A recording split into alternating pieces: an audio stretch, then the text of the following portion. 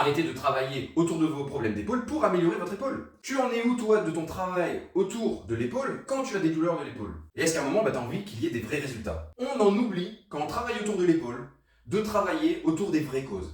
Souvent, quand j'ai une douleur quelque part, ce n'est pas le coupable qui crie à l'aide, c'est la victime. Donc si j'ai mal à l'épaule, bien souvent, ce n'est pas l'épaule qui est fautive.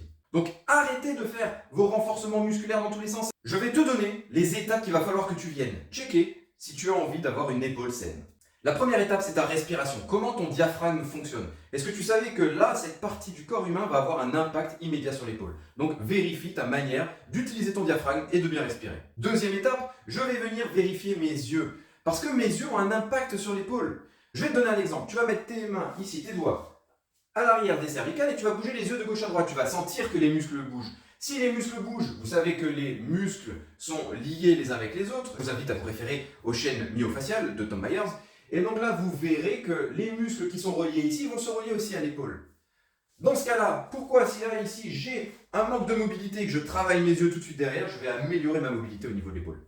Troisième point, ma mâchoire. Si j'ai une problématique assez importante au niveau de la mâchoire, que ce soit au niveau proprioceptif, au niveau mécanique, au niveau de la mâchoire, je vais avoir des limitations dans mes amplitudes au niveau de l'épaule.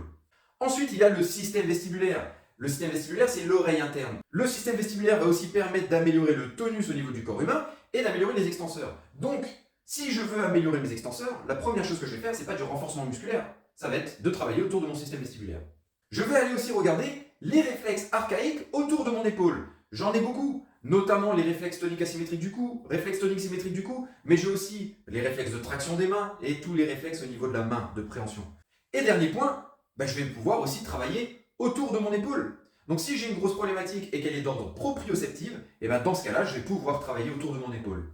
Et donc oui, vous allez me dire, c'est ce qu'on fait déjà. Mais ça ne marche pas tout le temps. Pourquoi? Parce qu'il y a des gens, leur système sensoriel proprioceptif a besoin d'être développé, dans ce cas-là, ça va fonctionner. Et d'autres personnes, ce n'est pas le système proprioceptif qui a besoin d'être travaillé. Ça sera peut-être le système visuel, le système vestibulaire, ou encore une des choses que je vous ai citées auparavant. Donc oui, faire du travail proprioceptif au niveau de l'épaule peut vous améliorer, et encore, il faut bien sélectionner le propriocepteur qui a besoin d'être travaillé.